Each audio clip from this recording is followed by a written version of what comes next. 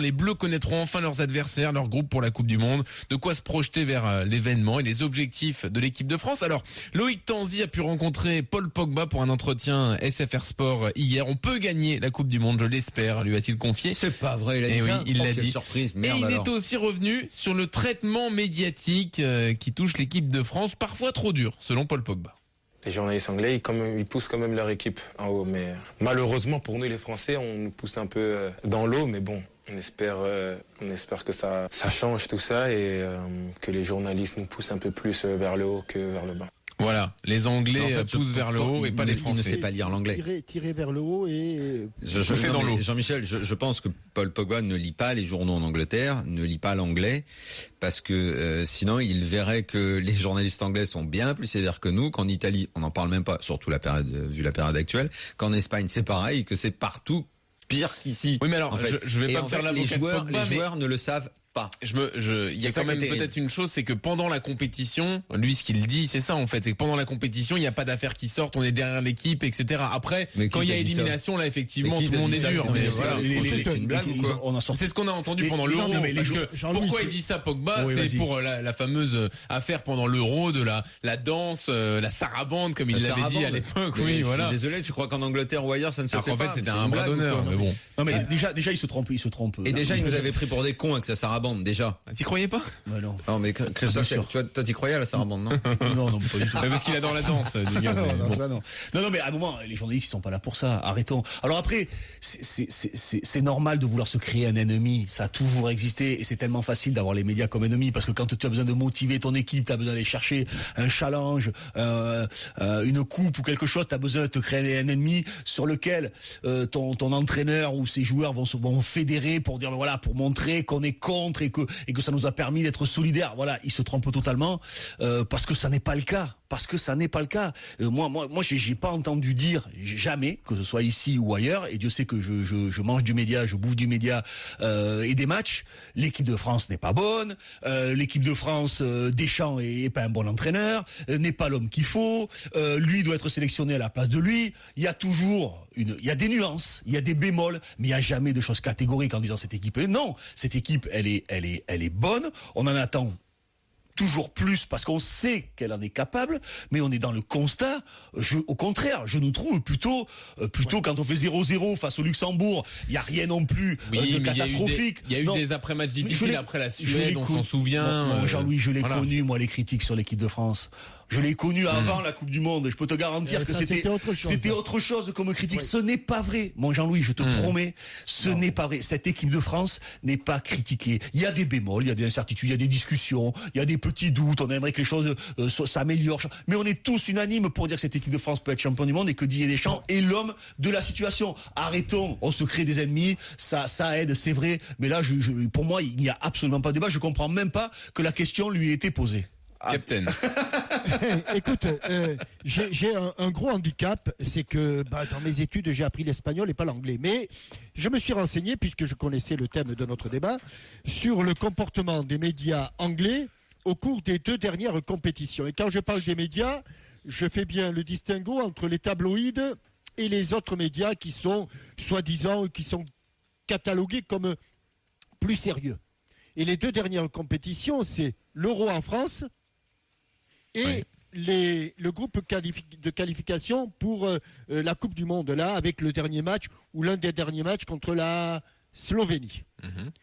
Et le témoin très objectif que j'ai eu m'a dit qu'il s'était fait, et notamment pendant l'Euro, par les journaux, les quotidiens sérieux, il s'était fait littéralement assassiner. Mm-hmm. Assassiner pendant l'Euro. Un peu moins pendant la phase de qualification, bien que le dernier match contre la Slovénie ait quand même provoqué quelques réactions négatives, mais pendant l'Euro, ils ont été mis plus bas que terre par des journaux extrêmement sérieux. Et puis, je voudrais juste te poser une question.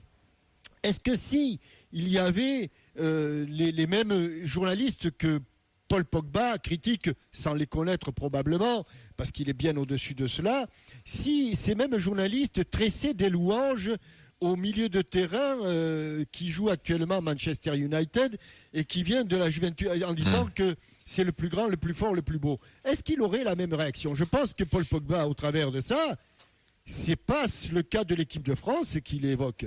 C'est le cas de Paul Pogba, dont tout le monde imagine, dit qu'il devrait faire beaucoup mieux que ce qu'il fait avec l'équipe de France. Et je suis sûr que son jugement serait tout autre que celui qu'il a pu énoncer devant notre journaliste. Daniel, quelque chose à ajouter? Moi, je suis absolument d'accord. Jean-Michel dit exactement la même chose que moi.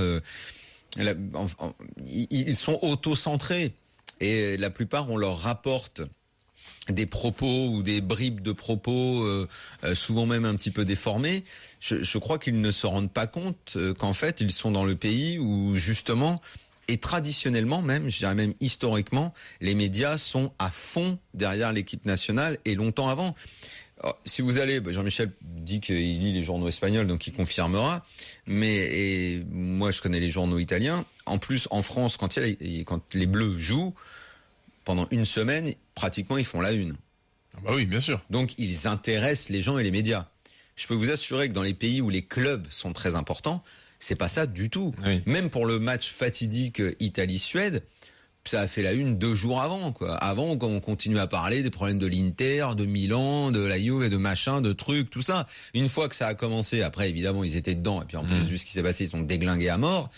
Mais ils ont une presse et des médias, Mais alors, attendez, Bleus, essayons de comprendre. Ultra bienveillant. Mais alors le Vraiment. constat, vous le partagez tous, mais essayons de comprendre ce qui se passe dans la tête de Pogba. C'est quoi? C'est les gens autour de lui qui lui disent regarde ce qui s'écrit, ils te reconnaissent pas à ta juste valeur. C'est un environnement. Depuis quand Pogba ne vit pas en France? Ah, depuis longtemps, oui. Ben oui, mais mine de rien, ça compte. N'importe quelle personne qui a vécu ne serait-ce que 6 mois ou 1 an à l'étranger, déjà rapidement, il se déconnecte de son pays. Il connaît pas trop les environnements, il connaît pas trop les émissions, les médias, machin. Mais imagine lui qui finalement n'est plus en France depuis 19 ans. Mais Daniel, Il est parti tout gamin. on lui raconte, on lui ramène et c'est une surtout critique qu'on lui dit. pour 10 compliments, il va y avoir 10 compliments, on lui donc, rapporte ben pas, ouais. il y a une critique, on va lui rapporter. ouais. Donc, on il en n'y a revient. pas des compliments en France, Christophe.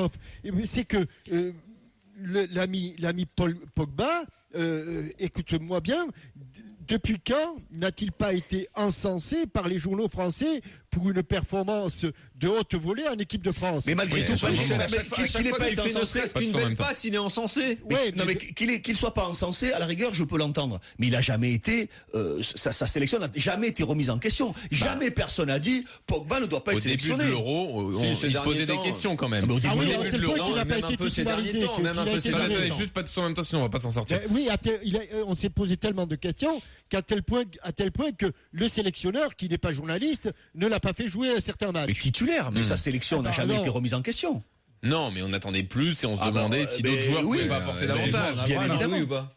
Et bien sûr, mais attends. Déjà, Déjà, t'as l'air de non. dire ça comme si. j'essaie de comprendre ce qui se passe dans la tête de Pogba et de Je pense qu'il se savoir trompe. pourquoi. Mais c'est pas de comprendre, je pense qu'il se on trompe, te l'a il se expliqué, trompe Jean-Louis. totalement. Et dans ce cas, on en revient à une question, c'est les joueurs doivent être accompagnés différemment dans l'appréciation médiatique des vraiment choses. pas. Mais ton Ils vont entourage, pas prendre des conseillers de com pour mais leur bien expliquer sûr, comment non, mais- marchent les médias. Non mais ils ont des valets autour d'eux, ils ont des Ah, si, s'ils le non, mais comprennent ils pas. ont des courtisans autour d'eux qui Oui, leur c'est ça, qui c'est voilà tout à fait qui ça. ne leur dit jamais quand les choses ne vont pas. Il y a juste un petit bémol apporté par la presse ou une nuance comme je le disais, mais il y a rien de plus. Personne ne va leur dire exactement ce qu'ils font de pas bien quand ils le font pas bien. Tu sais ce qu'ils veulent eux? Ils veulent le journaliste qui vient faire l'interview et qui le check avant. Mec, ça va frérot, machin.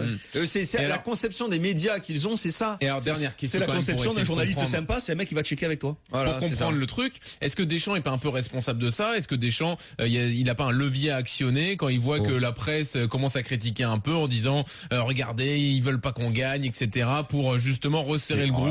Non, ça n'existe pas Si, ça. s'en sert, c'est ce que je disais au Là, début. c'est moi qui ne te comprends pas. Je pense qu'il s'en pas. sert. Alors, Je pense qu'il s'en sert toujours un peu. De toute façon, on se sert toujours de ses C'est ennemis. vraiment le dernier argument qu'il avance. Non mais je pense que c'est le dernier, peut-être, mais c'est toujours un argument de plus pour motiver, pour fédérer. Voilà. Après, je pense qu'il a pas vraiment de valeur cet argument, Et parce Christophe, que tu même vois, Didier le sait. Il a marché dans le passé historiquement. On sait qu'il y a eu des choses comme ça qui ont fonctionné. fonctionné. En 98, Ouais, ça a mais c'est fonctionné. autre chose. Hein. 98, avant 98, on est beaucoup critiqué. Ça nous a permis de créer une espèce de bulle, de rester entre nous, de garder cette solidarité, ce soutien à Aimé Jacquet, ce soutien un petit peu à moi aussi. Enfin voilà, ça c'est quand même un petit peu pervers parce que tu joues pas pour le média. Et moi, je me souviens, puisque tu en parles, ça vient de me revenir, ça m'a fait un flash dans la tête quand on a parlé. La finale de la Coupe du Monde devait être terminée depuis un quart d'heure. Que dans ce moment d'extase absolument nationale et de je pense, plus grande joie de sa vie, Aimé Jacquet, au bout d'un quart d'heure, a réglé ses comptes avec les médias. Non, avec l'équipe. Non, pas avec les médias, Daniel. Oui, pardon, Jean-Michel. Tu as absolument raison avec le journal L'équipe. Oui, exactement. Oui. Mais tu sais, en 98, les médias, c'était l'équipe. RMC n'existait pas. Les médias, il y en avait pas. Il a tellement souffert. Daniel, à l'époque, j'étais très proche d'Aimé Jacquet. Et je peux te dire que ce qu'il a subi entre 95 et non, mais je le sais.